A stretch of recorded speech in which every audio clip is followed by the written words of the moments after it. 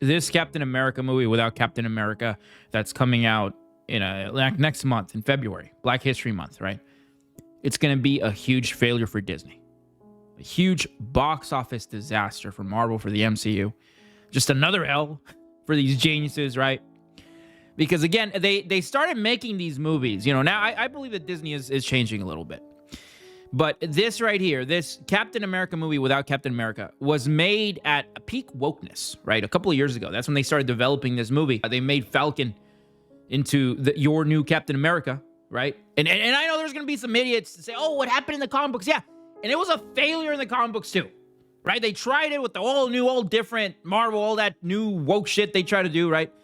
They turned Captain Marvel, she was Miss Marvel, they turned her to Captain Marvel. They tried all this other weird shit. And this is one of the things they did, they tried, and it was a huge failure for Marvel. They turned the Falcon, one of the first, mind you, one of the first major black superheroes, the Falcon, right? But no, they said, no, we're going to give him the Captain America mantle. And then now they're doing it in the MCU in live action. And we've seen this before, right? We've seen when they tried this weird woke shit that was already done in the comic books, and they put it on screen for you.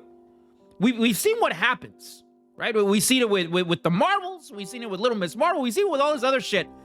It fails. It always fails. Now with this movie, it's going to be the same thing. It's going to fail. It's going to be a huge box office disaster for Disney, for Marvel.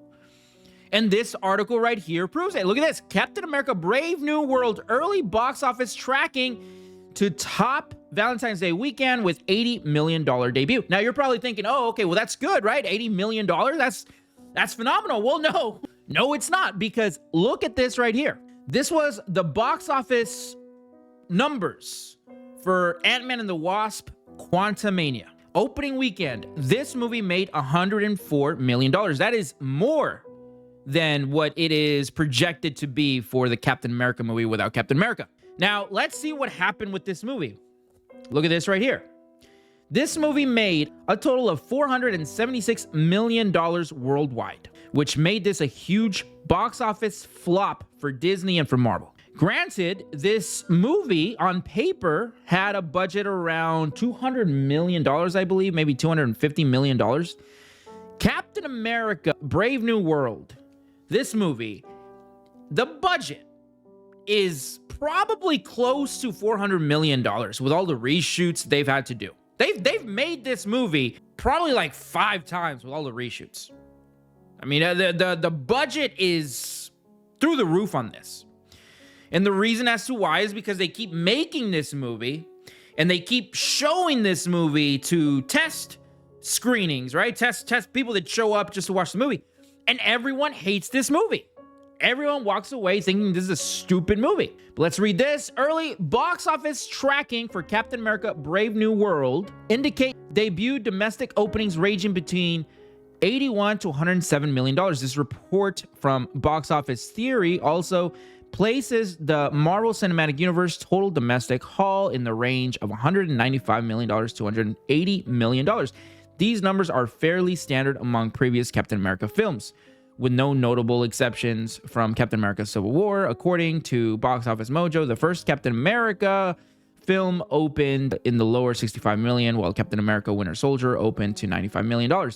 So they're already making excuses for this. They're already saying, okay, well, it's pretty standard for Captain America movies. But one thing this thing is not taking into account is these numbers right here for these previous Captain America movies, like Captain America Winter Soldier and Captain America 1.